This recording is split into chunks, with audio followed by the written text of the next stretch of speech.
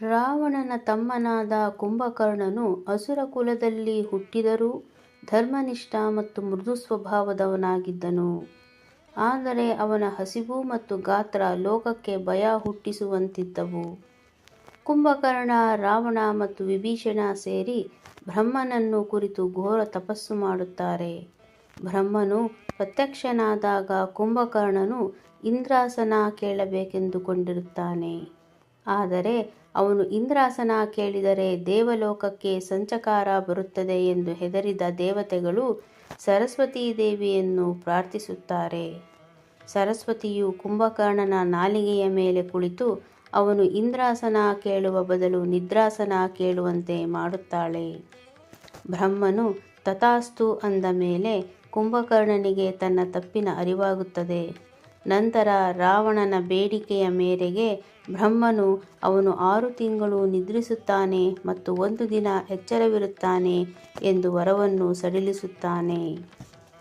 ರಾಮ ರಾವಣರ ಯುದ್ಧದ ಸಮಯದಲ್ಲಿ ರಾವಣನ ಸೈನ್ಯ ಸೋಲುವ ಹಂತ ತಲುಪಿದಾಗ ರಾವಣನಿಗೆ ಕುಂಭಕರ್ಣನ ನೆನಪಾಗುತ್ತದೆ.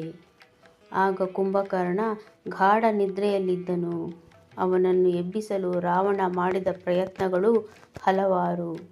ಸಾವಿರಾರು ಆನೆಗಳನ್ನು ಅವನ ಮೇಲೆ ನಡೆಸಲಾಯಿತು. ದೊಡ್ಡ ದೊಡ್ಡ ಶಂಖುಗಳನ್ನು ಅವನ ಕಿವಿಯ ಹತ್ತಿರ ಊದಿಸಲಾಯಿತು. ಬೃಹತ್ ಗಾತ್ರದ ಬಡಿಗೆಗಳಿಂದ ಅವನನ್ನು ಚುಚ್ಚಲಾಯಿತು. ಕೊನೆಗೆ ಘಮಘಮಿಸುವ ಆಹಾರದ ರಾಶಿಯನ್ನು ಅವನ ಮುಂದೆ ಇಟ್ಟಾಗ ಆ ವಾಸನೆಗೆ ಅವನು ಕಣ್ಣು ಬಿಡುತ್ತಾನೆ. ಎಚ್ಚರವಾದ ತಕ್ಷಣ ಕುಂಭಕರ್ಣನಿಗೆ ಯುದ್ಧದ ವಿಷಯ ತಿಳಿಯುತ್ತದೆ. ಸೀತೆಯನ್ನು ಅಪಹರಿಸಿದ್ದು ತಪ್ಪು ಎಂದು ಅವನು ರಾವಣನಿಗೆ ಬುದ್ಧಿವಾದ ಹೇಳುತ್ತಾನೆ. ಅಣ್ಣ, ನೀನು ಮಾಡಿದ್ದು ತಪ್ಪು. ಆದರೆ ನೀನು ನನ್ನ ಅಣ್ಣ. ಸಂಕಷ್ಟದಲ್ಲಿರುವ ನಿನ್ನನ್ನು ಬಿಟ್ಟುಕೊಡುವುದು ಧರ್ಮವಲ್ಲ. ನಿನ್ನ ಪರವಾಗಿ ನಾನು ಯುದ್ಧ ಮಾಡುತ್ತೇನೆ ಎಂದು ಹೇಳಿ ರಣರಂಗಕ್ಕೆ ಇಳಿಯುತ್ತಾನೆ. ಯುದ್ಧ ಭೂಮಿಯಲ್ಲಿ ಕುಂಭಕರ್ಣನ ಅಬ್ಬರ ನೋಡಿ ವಾನರ ಸೈನ್ಯ ತತ್ತರಿಸುತ್ತದೆ. ಕೊನೆಗೆ ಶ್ರೀರಾಮನು ತನ್ನ ದಿವ್ಯಾಸ್ತ್ರಗಳನ್ನು ಬಳಸಿ ಕುಂಭಕರ್ಣನ ಕೈಕಾಲುಗಳನ್ನು ಕತ್ತರಿಸಿ ನಂತರ ಅವನನ್ನು ಸಂಹರಿಸುತ್ತಾನೆ. ಸಾಯುವ ಮುನ್ನ ಕುಂಭಕರ್ಣನು ರಾಮನ ದರ್ಶನ ಪಡೆದು ಮುಕ್ತಿ ಹೊಂದುತ್ತಾನೆ. ಕುಂಭಕರ್ಣನ ನಿಷ್ಠೆ, ಅಣ್ಣ ತಪ್ಪು ಮಾಡಿದ್ದಾನೆ ಎಂದು ತಿಳಿದಿದ್ದರೂ ಕಷ್ಟಕಾಲದಲ್ಲಿ ಕುಟುಂಬದ ಪರವಾಗಿ ನಿಂತನು.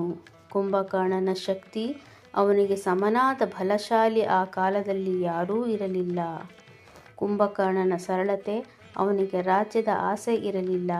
ಕೇವಲ ಹಸಿವು ಮತ್ತು ನಿದ್ರೆಯಷ್ಟೇ ಅವನ ಲೋಕವಾಗಿತ್ತು.